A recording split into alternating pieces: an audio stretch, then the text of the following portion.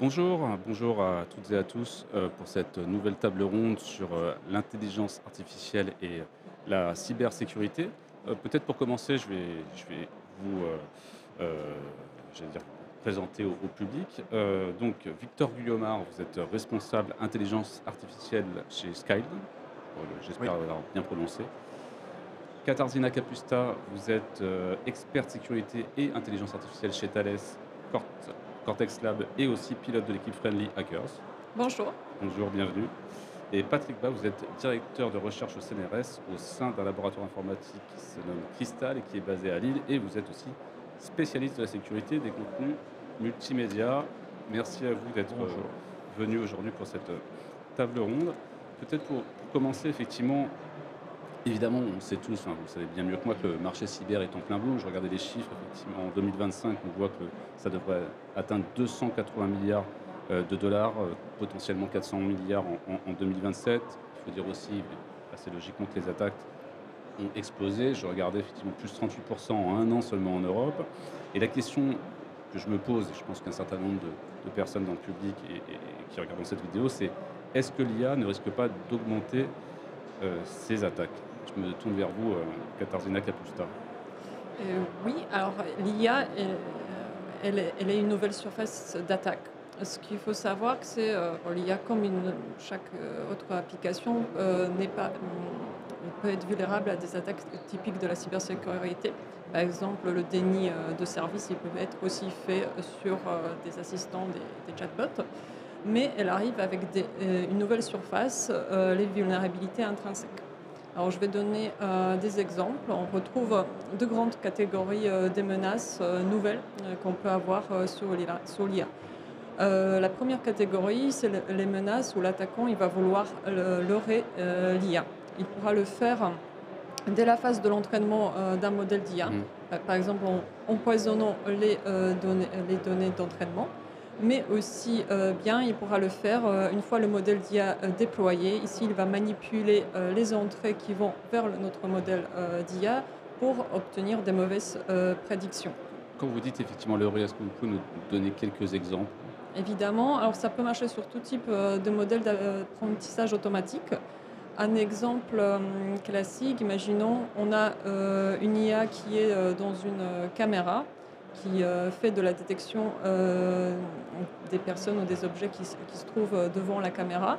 L'attaquant, ce qu'il peut faire, c'est qu'il va modifier l'environnement, il va modifier les images qui vont vers la caméra. Par exemple, il peut utiliser de l'IA pour générer des motifs, disons, malveillants, Mmh. on appelle ça des patchs adverses, qui vont leurrer l'IA. Qu'à la fin, par exemple, l'IA, elle ne va pas détecter certaines personnes, certains objets. Évidemment, ça c'est un souci.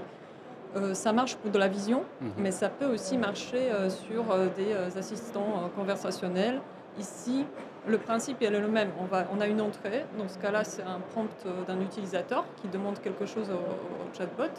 On peut modifier ce prompt d'une façon que on va contourner les contrôles éthiques qui ont été implémentés par les créateurs de l'IA. Mmh. Comme ça, on arrivera, par exemple, à obtenir des informations sensibles sur les données que le modèle d'IA il a vues. Parce que forcément, il a vu à un moment des informations peut-être qu'il ne devrait pas dévoiler, ou il va nous donner, on a un exemple ici au Forum InCyber, on attaque ChatGPT pour lui faire donner un tutoriel comment faire une bombe. D'accord, OK, effectivement. Donc, Victor Guillemin, effectivement, vous expliquiez, enfin vous abondez sur le fait que l'IA est en plein développement et en fait, il y a eu un effet d'aubaine qui fait que c'est devenu une cible de premier choix, chez les hackers. Exactement. Donc aujourd'hui, ce qu'il faut savoir, c'est que l'IA, elle est absolument partout, dans tous les domaines et dans des domaines assez critiques comme l'énergie, la santé, l'industrie, la défense et même la cybersécurité, puisque maintenant on utilise de l'IA pour faire par exemple de la prédiction de ransomware. Et les protections pour l'IA sont aujourd'hui insuffisantes, puisque aujourd'hui c'est très facile de venir attaquer ces IA-là. Et elles sont insuffisantes parce que, par exemple, nous, chez Skilled, on a réussi à extraire les modèles de Google Photos. Donc Google Photos, c'est une application qui paraît assez simple et en fait, dans cette application, il y a une vingtaine de modèles Mmh. et ces modèles étaient protégés avec des solutions de sécurité classiques qui s'appliquaient à la cybersécurité, mais qui aujourd'hui ne sont pas suffisantes pour venir tirer des spécificités des Mmh. modèles d'IA. Mmh. D'accord, donc aujourd'hui, les modèles d'IA, enfin, en tout cas l'IA, affichent aussi un certain nombre de faiblesses. Ce que j'en comprends, en tout cas de portes, je Exactement. veux dire pour les... Alors après, là, je parle de venir voler le modèle, donc ça, Mmh. c'est une première étape. Et une fois qu'on a fait ça, on peut venir faire des attaques plus poussées, comme disait Katarzyna, pour venir tromper le modèle, Mmh. donc l'utiliser pour construire des attaques spécifiques derrière. Est-ce qu'on peut, alors c'est vrai que moi je suis un utilisateur pardon, lambda de l'IA, comme beaucoup de gens sur ChatGPT et les autres modèles. On donne beaucoup de nous-mêmes, on donne beaucoup d'informations. Est-ce que aussi on peut imaginer que ces pirates viennent voler toutes les informations très personnelles parfois qu'on met dans ces agents conversationnels, dans ces agents pardon, conversationnels? Oui, en pratique, ça peut arriver. Alors, par exemple, il y a des papiers de recherche qui essayent d'extraire des données directement des modèles. Donc, dans certains cas, par exemple dans la vision, on va réussir à extraire des représentations des données d'entraînement. Donc, si on imagine un modèle qui fait de la reconnaissance faciale, par exemple, Mmh. on pourrait être capable derrière d'extraire des identités de personnes à partir du modèle. Mmh. D'accord, oui, donc il y a des vrais risques. Et pour compléter, on peut aussi voir des attaques similaires pour les modèles de langage, où on va essayer effectivement de récupérer des données d'entraînement qui ont été, comme par exemple des morceaux de texte, en utilisant un prompt adéquat, en fait, essayer de faire ressortir, faire cracher des données d'entraînement. C'est des D'accord, attaques qui existent d'accord, aussi. d'accord. Et donc ça pose des problèmes effectivement en termes de respect de la Bien vie sûr, privée. bien sûr.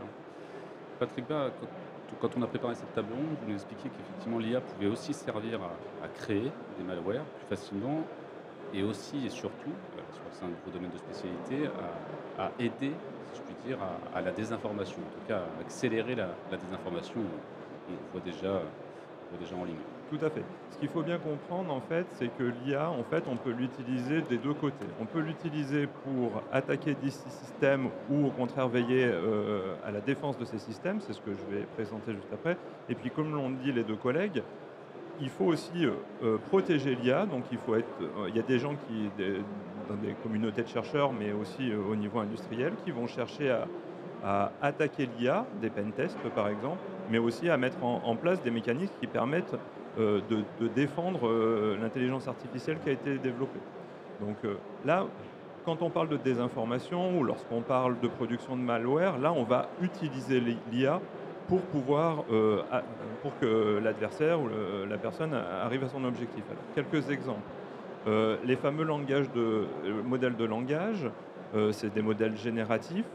Ils peuvent être utilisés, par exemple, pour concevoir des malwares. Si on va sur le dark web, il faut savoir qu'il y a différents modèles de langage comme FraudGPT, DarkBard, Mmh. XXXGPT, qui sont des modèles qu'on a jailbreakés. Jailbreaké, ça veut dire que, en fait, un modèle de langage qui est fourni dans le commerce, en fait, il est aligné dans le sens Mmh. où il n'est pas autorisé à répondre, c'était l'exemple que donnait Oui. Katarzyna, on ne peut pas faire ressortir par exemple une recette pour pouvoir fabriquer Oui. une bombe ou des choses comme ça. Là en fait, il y a eu un traitement spécial qui a été fait sur le modèle pour qu'il puisse cracher un peu n'importe Mmh. quoi, y compris du code malveillant, y compris des mails de phishing par exemple. Et ça, c'est des choses qu'on peut trouver sur le dark web. Maintenant, comment on peut utiliser ces IA et notamment ces LLM pour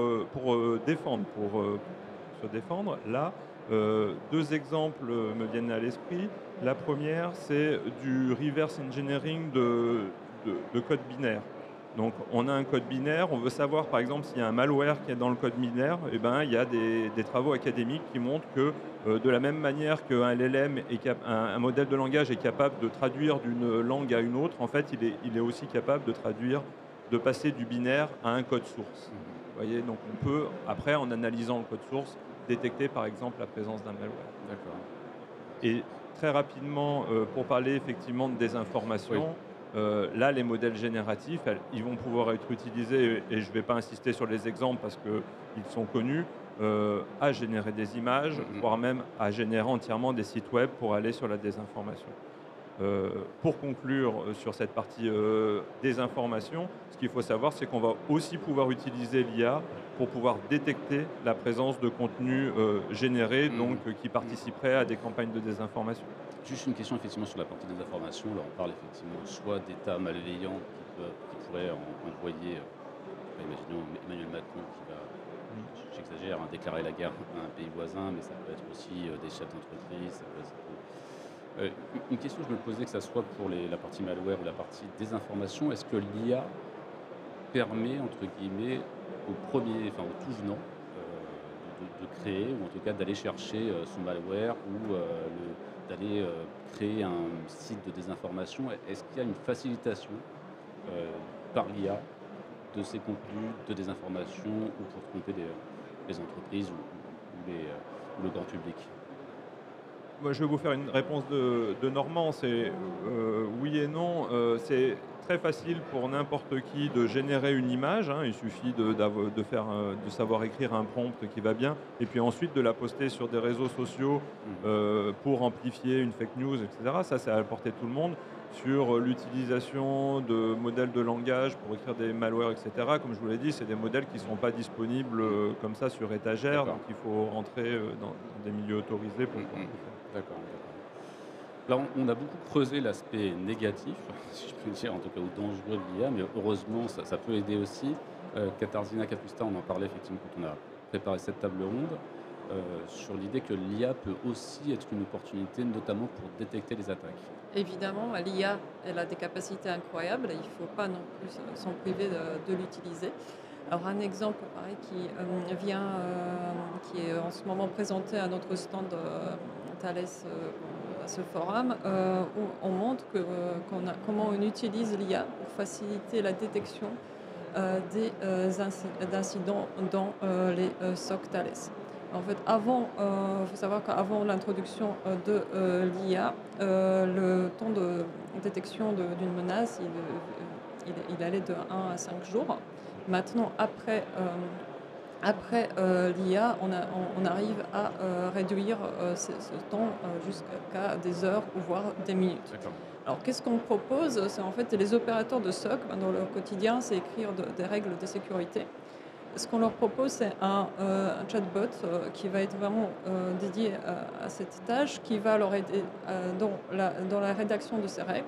Il va aider à la compréhension des incidents qui sont en place, et ensuite qui va les assister dans la rédaction d'un plan de remédiation.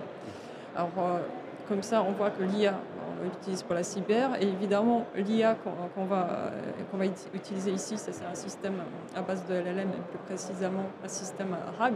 On a un LLM qui utilise une base auxiliaire pour ajouter du contexte, pour que ça soit pertinent pour les opérateurs de SOC.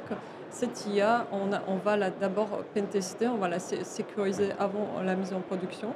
Comme ça, on est sûr que, par exemple, les attaques type empoisonnement ou un attaquant polluerait notre base de données, ou cette base de données serait polluée accidentellement, ne vont pas avoir place ou vont être réduits.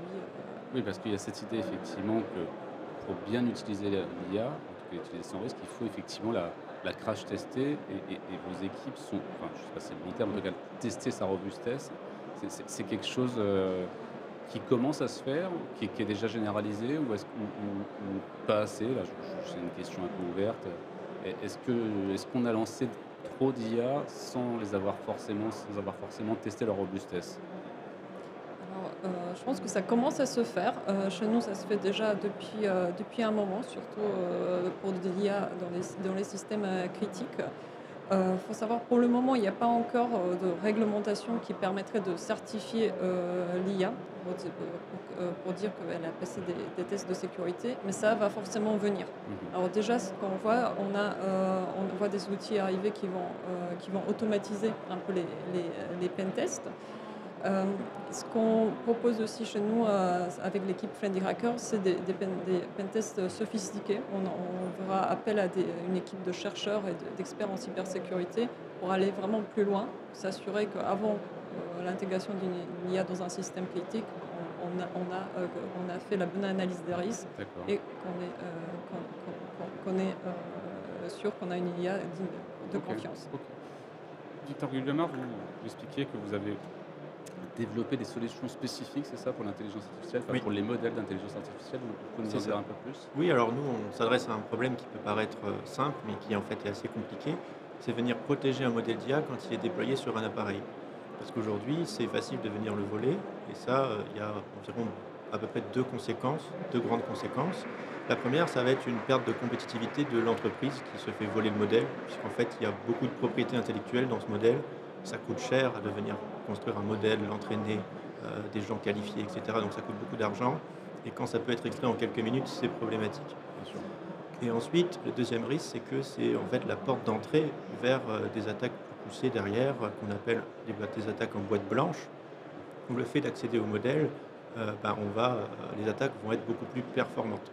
Donc on considère que la première chose à faire pour protéger un modèle, c'est de faire en sorte qu'on ne puisse pas l'extraire et utiliser ensuite tous les paramètres pour venir faire certaines attaques. D'accord. Une dernière question, là, j'ouvre un peu, mais est-ce que vous vous attendez, vous êtes spécialiste notamment de la cybersécurité, avec toutes les tensions géopolitiques qu'on connaît, hein, évidemment, la Russie, la Chine, l'allié américain qui est de moins en moins un allié. Est-ce que vous pensez qu'on va malheureusement aussi devoir faire face, et vous, à un boom des attaques, quelles qu'elles soient, et une sorte de, certainement pas le bon terme, mais que moi je qualifierais de guerre cyber? Mm. Est-ce que l'un de vous, Je peux peut-être commencer par sur le terrain de la désinformation. On voit déjà que voilà, c'est mis en œuvre depuis que le conflit avec l'Ukraine s'est développé les attaques sont réelles. Les réponses, on a eu la création de l'agence Viginum au niveau étatique pour pouvoir essayer de répondre à ce genre d'attaque. Donc oui, il y a une vraie guerre informationnelle qui existe en ce moment et qui ne va faire que s'accroître. Oui. Il suffit de voir ce qui s'est passé, par exemple en Roumanie, pour voir que ça peut avoir des conséquences. oui, où très, très effectivement, importantes. un candidat totalement inconnu a été poussé par les réseaux sociaux, enfin l'algorithme, Tout à fait. notamment de TikTok et de X en effet. Est-ce que Oui, bah, nous, on le voit aussi avec nos clients, c'est-à-dire qu'aujourd'hui, il y a beaucoup plus de gens qui s'intéressent à ces questions-là, où avant, elles déployaient des modèles et elles ne s'intéressaient pas forcément à la sécurité du modèle. Aujourd'hui, il y a des gens qui déploient dans des environnements où ils n'ont pas le contrôle, dans des pays où ils savent pas, ils n'ont aucun contrôle sur le modèle qui va être déployé. Et donc là, il y a un intérêt, un regain d'intérêt pour ce sujet-là, Oui. spécifiquement pour l'IA. Katarzyna, vous sentez, vous, notamment les entreprises commencent vraiment à être, j'allais dire, évangélisées, à comprendre qu'il y a une menace déjà très grande, mais que ça va être encore pire demain?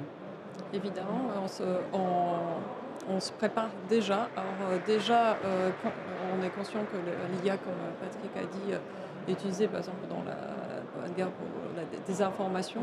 Aussi, ça peut être utilisé, les attaques qu'on voit dans les papiers de recherche, ça pourrait être appliqué sur le terrain.